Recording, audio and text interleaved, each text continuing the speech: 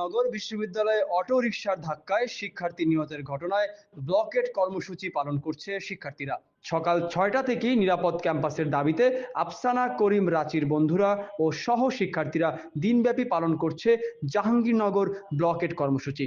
বুধবার সকাল 6:45 থেকে বিশ্ববিদ্যালয়ের সবকটি প্রধান ফটকে তালা ঝুলিয়ে দেন শিক্ষার্থীরা। এ সময় শিক্ষার্থীরা নিরাপদ ক্যাম্পাস নিশ্চিত সহ মোট ৮ দফা দাবিতে জাহাঙ্গীরনগর ব্লকেড কর্মসূচি পালন করছেন।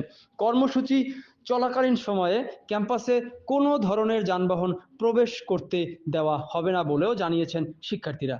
এর আগে গতকাল সন্ধ্যায় 7টার দিকে জাহাঙ্গীরনগর বিশ্ববিদ্যালয়ে নতুন কলা মানবিক অনুষদ ভবন সামনের সড়কে অটোরিকশার ধাক্কায় 53 ব্যাচের মার্কেটিং বিভাগের শিক্ষার্থী আফসানা করিম রাচি নিহত হন।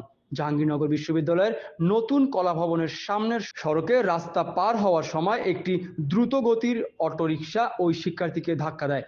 এতে সে গুরুতর আহত হলে সহপাঠীরা তাকে উদ্ধার করে প্রথমে বিশ্ববিদ্যালয়ের মেডিকেল সেন্টারে নিয়ে যান। পরে সেখান থেকে তাকে সাভার এনাম মেডিকেল কলেজ হাসপাতালের ডিউটি অফিসার ইউসুফ মিয়া জানান, জাহাঙ্গীরনগর বিশ্ববিদ্যালয় থেকে এক নারী শিক্ষার্থীকে হাসপাতালে আনা হয়, তবে আনার আগেই সে মারা যান।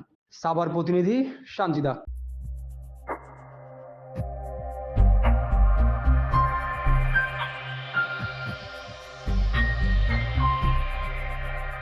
ম্যাজিক বাংলা টেলিভিশন, বিনোদন এখন হাতের মুঠোয়।